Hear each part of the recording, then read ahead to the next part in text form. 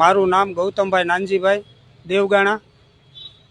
ગૌતમભાઈ, ખાસ કરીને આજે બેન જે છે એને આત્મહત્યા કરી છે, કોશિશ કરી છે, તો તમારે શું થાય છે અને શું કારણે એને આત્મહત્યાની કોશિશ કરી છે?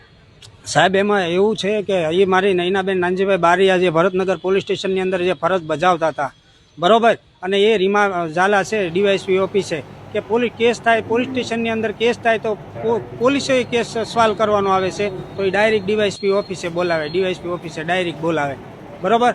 અને એટલા માટે બોલાવે કે આ વ્યક્તિને કઈ રીતે આને કાંટો કાઢવો, એમ કઈ રીતે આનો શેઠ મોતની સૂળી સુધી લઈ ગયા છે એ બેન, મારા બેનને, બરોબર. મારા બેનનો કોઈ વાંક નહોતો, મારી બેન કોઈ દારૂનો ધંધો નહોતો કરતી, કોઈ જુગારનો ધંધો નહોતો કરતો, આપ્યું તો માત્ર ગરીબોને દાન કર્યું છે એને, બરોબર, અને બધી જ રીતે બધા જ લોકોને મદદ કરી છે એને, નહીં કોઈ.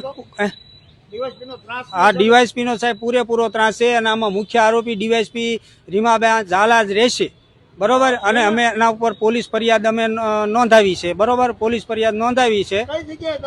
અને જો હા સર, એમાં એવું છે કે મને રાત્રે 12:30 વાગે મારામાં કોલ આવ્યો હતો કે ભાઈ મેં દવા પી લીધી છે, એટલે મેં તરત ત્યાંથી હું સીધો જ ઘરેથી સીધો જ રવાના થયો બોટાદ મુકામે, અને આ હોસ્પિટલે આવ્યો કે હોસ્પિટલે જઈ અને મેં જોતા બેન ભાનમાં નથી, હજી નથી, અને ભાનમાં નથી. અત્યારે તબિયત સાહેબ એને હાવ નાજુક છે. બોટાદની અંદર એક હરિઓમ હોસ્પિટલની બાજુમાંથી જ એને કંઈક પીધી હતી છે સાહેબ, બરોબર. અને આ પીવાનું કારણ સાહેબ એ જ હતું કે રીમાબા ઝાલા છે એ અમારા પરિવાર, આખા પરિવારને છેલ્લા 3 મહિનાથી હેરાન કરે છે સાહેબ.